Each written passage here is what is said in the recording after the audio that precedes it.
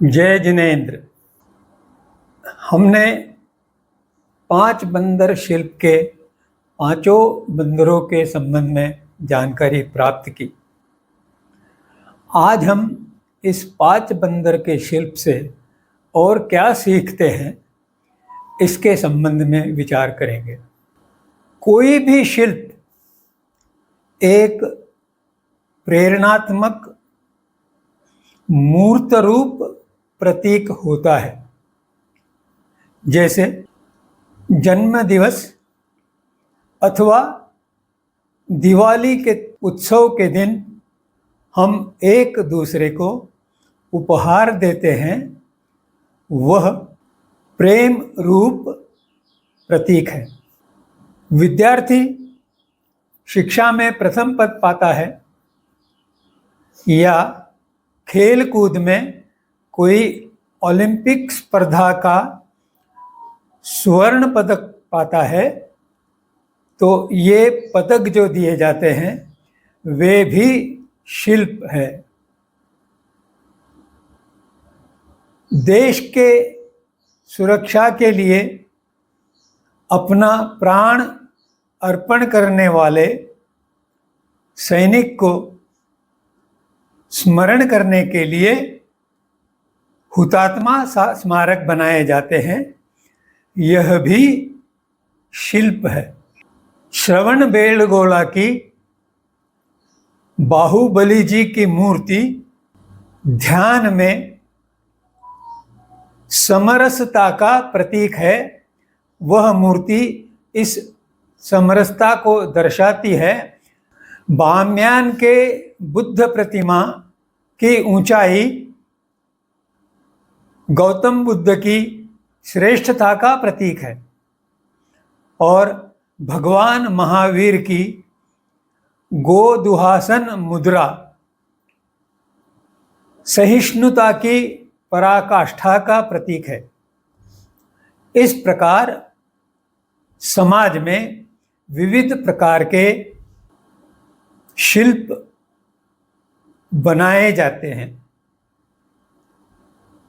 बंदर का शिल्प भी इसी प्रकार का एक प्रतीक है, जो प्रत्येक व्यक्ति को सत् प्रवृत्ति की ओर अपना व्यवहार बढ़ाने का संदेश देता है। सत् प्रवृत्ति का अर्थ है सत् अर्थात अच्छा, भला या भली, व्यवहार या प्रवृत्ति। पर यह बहुत ही सीमित अर्थ हुआ।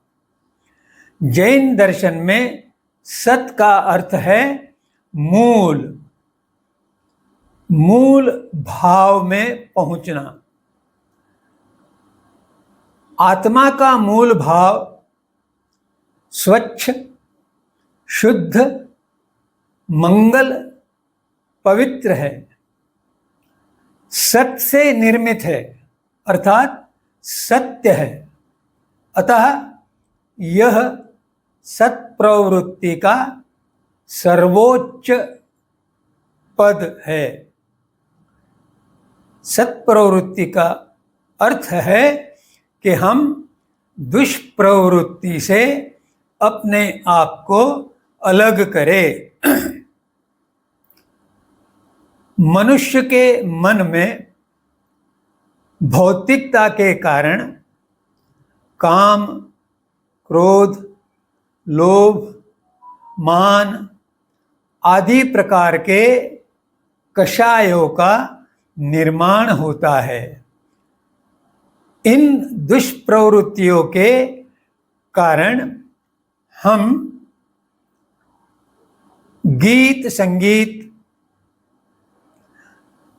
लय ताल और कर्णमधुर आवाज के आदी हो जाते हैं। लेकिन विश्व में केवल इसी प्रकार के ध्वनि उत्पन्न नहीं होते। आँख से देखने के लिए हम सौंदर्य लावण्य या रंग रूप या वस्त्रालंकार इस प्रकार की भौतिक आकर्षक निर्माण करने वाली वस्तुओं को देखते हैं, लेकिन विश्व में सभी सुंदर और मन को प्रसन्न करने वाली वस्तुएं नहीं होती हैं। नाक से सुगंध लेना चाहते हैं, परंतु विश्व में दुर्गंध भी प्रसारित होता रहता है। हर ओर केवल फूलों की फुलवारियां नहीं होती, लेकिन कहीं कहीं गटर की दुर्गंधी का भी अनुभव होता है। हम जब किसी से संभाषण करते हैं तो हम मृदु और सौम्य वाणी का अनुभव करें, ऐसा हमारा विचार होता है, परंतु कभी कठोर वाणी, कर्कश वाणी या मर्मभेदक वाणी का भी सामना करना पड़ सकता है। इस प्रकार भौतिक व्यवहार में हमें शुभ और अशुभ, सुख देने वाला और दुख देने वाला, इस प्रकार के संकेत मिलते रहते हैं। बंदर का शिल्प यह बताता है कि हम अपनी ओर से अच्छी बातों को सुने और दूसरों की गलत बातों का भी श्रवण करके अप्रसन्न न हो। आँख से देखने के लिए आप केवल सुंदरता की ओर आकर्षित ना हो, बल्कि जो कुरूपता है उसके प्रति भी घृणा या तिरस्कार का भाव अपने मन में न आने दे। अगर कहीं दुर्गंध फैली है तो उसके प्रति दुर्लक्ष्य करें। यदि हमें बेसुरा या दुखदायक ध्वनि सुननी पड़े, तब भी हम विचलित न हो। यह अत्यंत उत्तम तरीके की शिक्षा यह बंदर शिल्प देता है। चतुर्थ बंदर जो है वह यह बताता है कि विश्व में एक ओर समृद्धि है तो दूसरी ओर गरीबी भी है, तो गरीबी के प्रति हम कभी दुश्वार न करें। इस प्रकार हम व्यवहार करेंगे तो हमारी समृद्धि का उपयोग हम गरीबी हटाने के लिए करने के लिए प्रवृत्त होंगे। यह सत्प्रवृत्ति का उदाहरण है। सौंदर्य और वेशभूषा केशभूषा से आकर्षण निर्माण होने पर मनुष्य का अब्रह्म रूप यानी काम रति सुख का रूप विकसित होकर मनुष्य को कभी कभी बलात्कार या अनाचार करने के लिए बाध्य कर सकता है। चतुर्थ बंदर यह बताता है कि अपने काम पर विजय प्राप्त करें। यदि यह विजय प्राप्त कर ली तो हमारी शक्ति का विकास होगा और आध्यात्मिक दिशा में हमारा उत्थान होगा। अब रही बात पंचम बंदर की। क्योंकि हमारे आचरण का निर्माण हमारे शब्दों के माध्यम से दिखाई देता है। शब्दों के उच्चार मन में विचार के द्वारा तैयार होते हैं। तो इस प्रकार अगर हम हमारे आचरण को पवित्र, शुद्ध, मंगल और सत रखना चाहते हैं तो हमारे विचार ही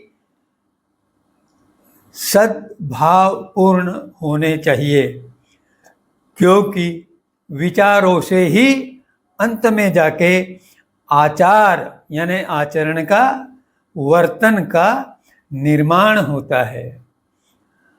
तो यह कैसे किया जाए?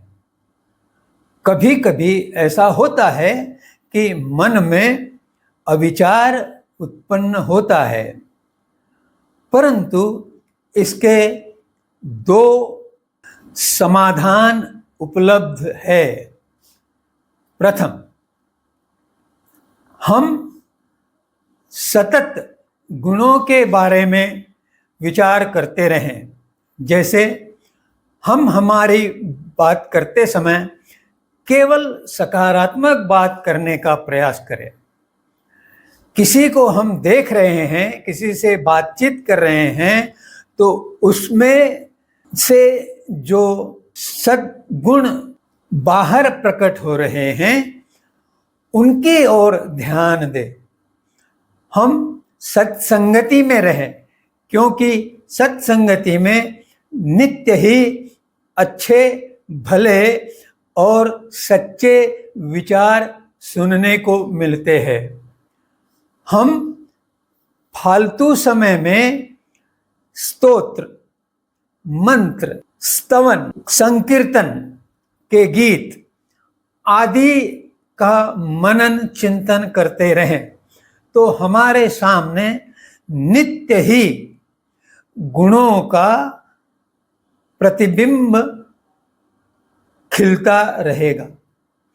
और दूसरा समाधान है, इतने प्रयास करने पर भी यदि किसी दुर्बलता के क्षण हमारा मन अविचार में या दुर्विचार में फंस जाए तो उसी क्षण क्षमा याचना करे। जैन दर्शन की ये द्वितीय विधा विश्व में एकमेव है, अतः अनमोल है। क्षमा याचना करने से हमें यह ध्यान रहता है कि हमें किसी भी व्यक्ति का अतिक्रमण नहीं करना है। अतिक्रमण करना अर्थात दुर्व्यवहार करना, सौजन्य का व्यवहार करना है, दुर्जनता को मिटाना है। इस प्रकार हम यदि हमारा व्यवहार करेंगे तो हमारा चारित्र सच्चारित्र बनेगा। वह केवल चरित्र नहीं, आदर्श चारित्र बनेगा। चरित्र और चारित्र में कुछ भेद है, इसके संबंध में किसी अन्य समय बात करूंगा। आज इतना ही। जय जिनेंद्र।